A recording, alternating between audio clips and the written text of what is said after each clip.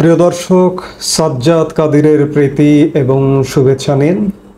এই মুহূর্তে আপনাদের সামনে কথা বলবো বাংলাদেশের একজন কিংবদন্তি তুল্য রাজনীতিবিদকে নিয়ে।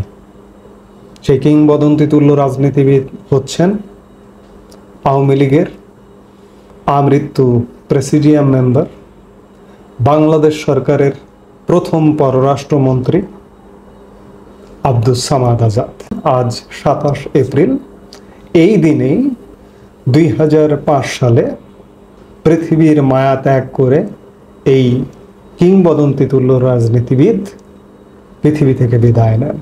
সেই বিচারে আজ তার 20তম মৃত্যুবার্ষিকী। তার এই 20তম মৃত্যুবার্ষিকীতে তাকে তার স্মৃতির প্রতি গভীর শ্রদ্ধা নিবেদন করছি। কেন একজন আব্দুস সামাদ আজাদ প্রয়োজন? একজন রাজনীতিবিদ, এটা বট বৃক্ষ বললেও ভুল হবে না, একটা মহিরুহ বললেও ভুল হবে না। রাজনীতি একদম মাটি থেকে উঠে আসা একজন রাজনীতিবিদ। মাটি থেকে উঠে এসে তিনি বাংলাদেশের রাজনীতির আকাশে একজন উজ্জ্বল নক্ষত্র হয়ে উঠেছিলেন। আমি গতকালকের ভিডিওতে একটি কথা বলেছিলাম যে বাংলাদেশে যদি বঙ্গবন্ধু থেকে শুরু করলে টপ 10 যদি রাজনীতিবিদদের একটা তালিকা করা হয়, তাহলে সেই তালিকায় আব্দুস সামাদ আজাদকে অবশ্যই স্থান দিতে হবে। আব্দুস সামাদ আজাদ এতই গুরুত্বপূর্ণ নেতা ছিলেন যে আপনারা জাতীয় 4 নেতার কথা জানেন, বঙ্গবন্ধুর কথা জানেন। প্রায় সমবয়সী। বঙ্গবন্ধুর জন্ম 1920 সালে, আব্দুস সামাদের জন্ম 1922 সালে। জাতীয় 4 নেতাদের জন্ম, কারো জন্ম 1919 সালে, 19 থেকে 25 সাল পর্যন্ত। অর্থাৎ বঙ্গবন্ধুর যদি ঘনিষ্ঠ সহচর 4-5 জন জাতীয় 4 নেতা মারা গেছেন, আব্দুস সামাদ আজাদ বেঁচে ছিলেন। আল্লাহ তার হায়াত দিয়েছিলেন বলেই বেঁচে ছিলেন। তিনিও মারা পড়তে পারতেন। মোস্তাক সরকারে তিনিও কিন্তু আপোষ করেননি। আপোষ না করে 75 থেকে 79 পর্যন্ত জেলে ছিলেন। এবং একই ছেলে, জাতীয় 4 নেতা যে ছেলে বন্দী ছিলেন, তিনিও ছিলেন। 1975 সালের 3 নভেম্বর অনিবার্য কারণে তাকে ওই সেল থেকে সরানো হয়, সরিয়ে অন্য জায়গায় নেওয়া হয়। অন্য জায়গায় যদি না নেওয়া হতো তাহলে জাতীয় 4 নেতা না, জাতীয় 5 নেতাই হত্যা হতো সেদিন। কিন্তু আল্লাহ রাখে, আল্লাহ মারেকে। আল্লাহ তার হায়াত দীর্ঘ রেখেছিলেন, তিনি বেঁচে গিয়েছিলেন। আমাদের মহান মুক্তিযুদ্ধের অন্যতম প্রধান সংগঠকদের একজন আব্দুস সামাদ আজাদ। তারও আগে যদি আমি যাই, যে 1952 ভাষা আন্দোলন থেকে শুরু করে তার অবদান, পাকিস্তান পর্বে যত স্বাধীনতা আন্দোলন যত ধরনের হয়েছে, সব আন্দোলনের সাথে যুক্ত ছিলেন আব্দুস সামাদ আজাদ। বাংলাদেশ পর্বে 75 পরবর্তী আওয়ামী লীগ পুনর্গঠনে আওয়ামী লীগ প্রধান শেখ হাসিনাকে দেশে ফিরিয়ে আনা, 90-এর গণ অভ্যুত্থান, জনতার মঞ্চ, এ ধরনের নানা ভূমিকায় তিনি গুরুত্বপূর্ণ হয়ে উঠেছিলেন বাংলাদেশের রাজনীতিতে, বিশেষ করে বাংলাদেশ আওয়ামী লীগের রাজনীতিতে। তিনি নাকি বাংলাদেশের প্রথম পররাষ্ট্রমন্ত্রী বলতেই স্বাচ্ছন্দ্য বোধ করতেন। তিনি সফল পররাষ্ট্রমন্ত্রী বাংলাদেশের। বঙ্গবন্ধুর আমলে প্রথম পররাষ্ট্রমন্ত্রী ছিলেন। বিশেষ করে প্রধানমন্ত্রী শেখ হাসিনার নেতৃত্বে যে সরকারটি গঠিত হয়েছিল 96-2001, সেই সরকারে তিনি পররাষ্ট্রমন্ত্রী হয়েছিলেন এবং তিনি একমাত্র অভিজ্ঞ মন্ত্রিপরিষদ সদস্য ছিলেন যার আগের মন্ত্রিত্বের অভিজ্ঞতা ছিল। 96 সালে প্রধানমন্ত্রী শেখ হাসিনা সহ পুরো মন্ত্রিপরিষদ একদম নতুন, নবাগত, যার কারণে এই মন্ত্রিপরিষদকে প্রধানমন্ত্রীকে সহ অনেক দিক নির্দেশনা দেওয়ার ক্ষেত্রে তিনি কিন্তু ভূমিকা পালন করেছিলেন। শুধু তাই নয়, আমরা গণমানুষ এটিও জেনেছিলাম যে এই মানুষটিকে মহামান্য রাষ্ট্রপতির পদে আসীন করা হবে। এমন তথ্যও জানি যে তাকে প্রধানমন্ত্রী শেখ হাসিনা রাষ্ট্রপতি বানাবার কথা জানিয়েছিলেন, কিন্তু অভ্যন্তরীণ দলীয় ষড়যন্ত্রের কারণে তার রাষ্ট্রপতি আর হওয়া হয়নি। দলীয় নানা রকম মানুষ থাকে না, যে উনি এই পদে যাচ্ছেন, ওনাকে টেনে ধরো পেছন থেকে, আমরা হয়তো আজকে বলতে পারতাম, আজকে যে তার 20তম মৃত্যুবার্ষিকীতে নিয়ে তাকে নিয়ে কথা বলছি, সেটি হতো আমরা বলতাম যে সাবেক রাষ্ট্রপতি। আমরা বলছি তিনি যেটি পছন্দ করতেন, যে প্রথম পররাষ্ট্রমন্ত্রী, আমরা সেটাই বলছি, সেই পরিচয় দিচ্ছি। কিন্তু আমাদের তাকে সাবেক রাষ্ট্রপতি বলা হলো না। তিনি 96-2001 পররাষ্ট্র মন্ত্রিত্বকালে এতটাই সফল ছিলেন, তার দেশে বিদেশে যোগাযোগটা ছিল এত বেশি, তার বদৌলতে তার সময়ে ভারতের সাথে গঙ্গা চুক্তি হয়েছে। এবং বলা হয়ে থাকে তিনি যদি আরো বেঁচে থাকতেন, কিংবা সেই সময়ের আওয়ামী লীগ সরকার পরবর্তীতে ক্ষমতায় আসতো, আজকের তিস্তা চুক্তিটাও হয়ে যেত। সেই সময় 96-2001 বাংলাদেশে দিয়ে পররাষ্ট্র সময়কাল আমি বলবো যে স্বর্ণযুগ।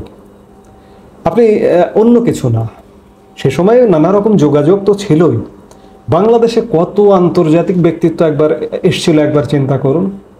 মার্কিন প্রেসিডেন্ট বিল ক্লিন্টন, দক্ষিণ আফ্রিকার প্রেসিডেন্ট নেলসন আর ম্যান্ডেলা, প্যালেস্টাইনের অবিসংবিধিত নেতা ইয়াসির আরাফাত, তুরস্কের সুলেমান ডোমেরেল ইত্যাদি, এইরকম নানা ধরনের বিশ্ব নেতাদের সমাগম ঘটেছিল। এটি একটি দিক বললাম, আরো নানা দিক আছে। আওয়ামী লীগের জন্য তিনি কতটা নির্ভরশীল ছিলেন চিন্তা করুন।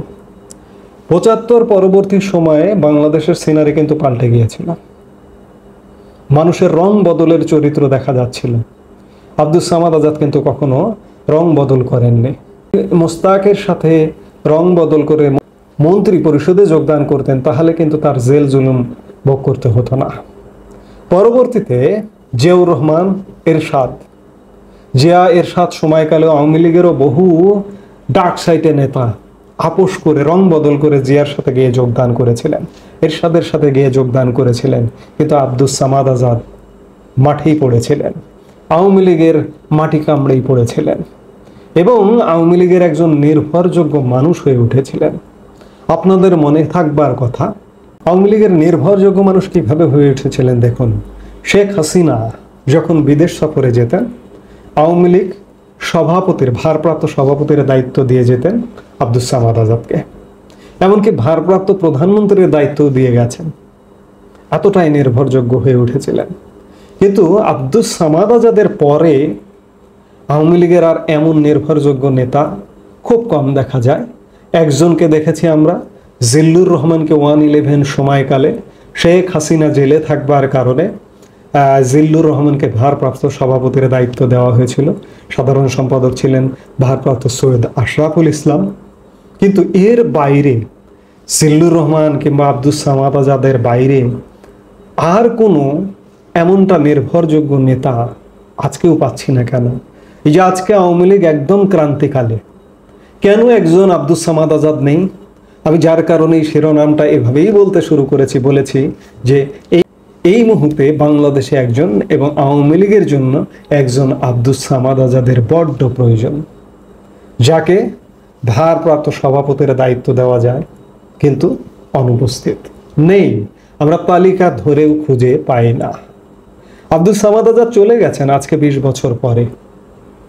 আমি গতকালকের ভিডিওতে বলেছি, আবারও বলছি, যে বাংলাদেশে পারিবারিক রাজনীতি বা আমাদের উপমহাদেশে পাকিস্তান, ভারত, বাংলাদেশ, পারিবারিক রাজনীতিকে অস্বীকার করবার কোনো উপায় নেই। পারিবারিক রাজনীতি হতেই পারে, যদি যোগ্য উত্তরসূরি থাকেন তাহলে হতে পারে। কিন্তু অত্যন্ত পরিতাপের বিষয়, অত্যন্ত দুঃখের বিষয়, আব্দুস সামাদ আজাদের পরিবার বরাবরই উপেক্ষিত হয়েছে যোগ্য উত্তরসূরি থাকা সত্ত্বেও। এমনকি আব্দুস সামাদ আজাদ আজকে 20 বছর চলে গেছেন। এই যে আজকে 20 তারিখ, আজকে না হয় ভিন্ন প্রেক্ষাপট, আজকে পত্র পত্রিকা কিংবা আওয়ামী লীগের কোনো নেতা কর্মীর মুখেও আব্দুস সামাদ আজাদের নাম শুনতে পারছি না। যে মানুষটা আওয়ামী লীগের ভারপ্রাপ্ত সভাপতির দায়িত্ব পর্যন্ত পালন করেছেন, যে মানুষটা রাষ্ট্রপতি হতেন, সেই মানুষ পৃথিবী থেকে চলে গেছেন। তার পরিবারের বাইরে হয়তো তাকে স্মরণ করা হয় না। বড় দুঃখের, বড় বেদনার।